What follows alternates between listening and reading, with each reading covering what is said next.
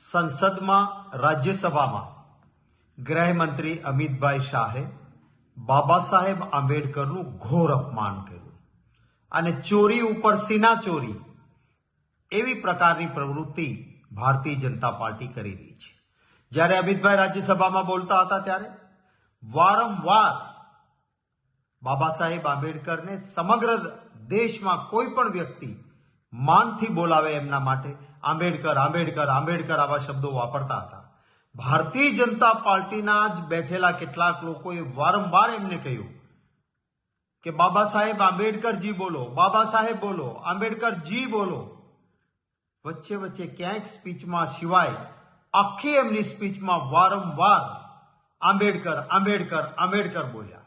એટલું જ નહીં, જે ક્લિપ વિડીયો વાયરલ થઈ એમાં સ્પષ્ટ કહે છે કે આંબેડકર આંબેડકર આંબેડકર આ નામ લેવાની ફેશન થઈ ગઈ છે.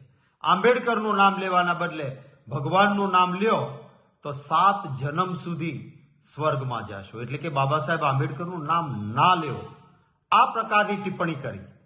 એ જ વખતે વિરોધ પક્ષમાંથી અમારી વાત અને આ પ્રકારની વાત એ ન કરે એના માટે અમારા નેતા જેઓ એક ગરીબ મજદૂરના ઘરમાંથી સંઘર્ષ કરીને વર્ષો સુધી ધારાસભા, સંસદ, લોકસભા, આજે રાજ્યસભાના નેતા ખરગે સાહેબ, એ ખરગે સાહેબ વારંવાર કહ્યું કે આ બરાબર નથી ને મારી વાત કરવા દો.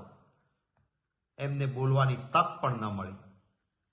ત્યારે ન છૂટકે કોંગ્રેસ પાર્ટીએ બાબા સાહેબના હળહળતા થયેલા અપમાનની સામે અવાજ ઉઠાવવો પડ્યો. ત્યારે હવે આખી વાતને અવળા માર્ગે દોરી જવા માટે એક નવો કિમિયો કર્યો. આજ સુધીનો સંસદનો ઇતિહાસ જોઈ લ્યો, ક્યારેય સત્તાધારી પાર્ટી એ આંદોલન નથી કરતી. સત્તાધારી પક્ષ એને સંયમ રાખવાનો હોય અને સત્તા ચલાવવાની હોય, ધાર્યું તે એમનું થાય. પણ વિરોધ પક્ષને પોતાની વાત મનાવવાની હોય તો આંદોલન, અવાજ ઉઠાવવાનો, ધરણા, પ્રદર્શન આ વિરોધ પક્ષનું કામ હોય છે. કોંગ્રેસ સત્તામાં હતી ત્યારે 2G સ્કેમથી લઈને અનેક જુદા જુદા મુદ્દાઓ ઉઠાવીને ભાજપ સંસદની બહાર અને સંસદની અંદર ધમાલ, પ્રદર્શન, દેખાવો કરતું હતું. અને ત્યારે ભારતીય જનતા પાર્ટીના દેખાવો સામે કોંગ્રેસ પાર્ટીએ ક્યારેય સંસદમાં સામા દેખાવો કર્યા હોય, એમને રોક્યા હોય, સંઘર્ષ કર્યો હોય, એવું ક્યારેય નથી બન્યું. આજે સંસદમાં માત્ર બાબા સાહેબનું અપમાન કર્યા પછી જુદી દિશામાં આખી વાતને લઈ જવા માટે કોંગ્રેસનું પ્રદર્શન ચાલતું હતું, ત્યાં સામે ભારતીય જનતા પાર્ટીઓએ ગુંડાગીરી શરૂ કરી. સંસદમાં પ્રવેશ થતા અટકાવ્યા, ધક્કમ ધુક્કી કરી, ખરગે સાહેબને ધક્કા માર્યા, અમારા મહિલા સાંસદોને ધક્કે ચડાવ્યા. અને રાહુલ ગાંધીજી જ્યારે પ્રવેશ કરતા હતા ત્યારે એક નવું નાટક ઊભું કર્યું. જે સંસદ સભ્ય પડી ગયા અને વાગ્યું એવું કહે છે, ક્યાંય એ રાહુલજીની બાજુમાં નહોતા. એક નવટંકી કરી.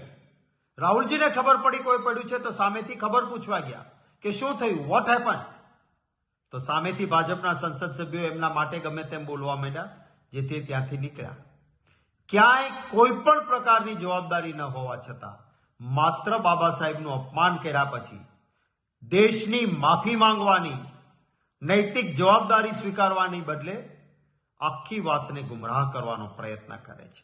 અને આ ભાજપના જે સભ્ય નવટંકી કરે છે, આ એ જ સભ્ય છે જેમણે એક જીપમાં સમગ્ર પરિવારને સળગાવી નાખ્યો અને 302ની ફરિયાદ જેના સામે દાખલ થઈ હતી, એ આ સંસદ સભ્ય છે જે ખોટી નવટંકી કરે છે.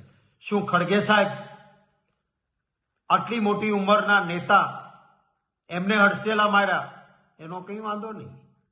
અમારી મહિલા સાંસદો સાથે ગેરવર્તણૂક કરી ભાજપના સાંસદોએ રાહુલજીને અંદર પ્રવેશ કરતા અટકાવ્યા અને પછી ઉલટો ચોર કોટવાલને દંડે આવી પરિસ્થિતિ નિર્માણ કરી છે. ત્યારે મુદ્દાને બીજે લઈ જવાના બદલે બાબા સાહેબ આંબેડકરનું અપમાન હિન્દુસ્તાન સહન નહીં કરે.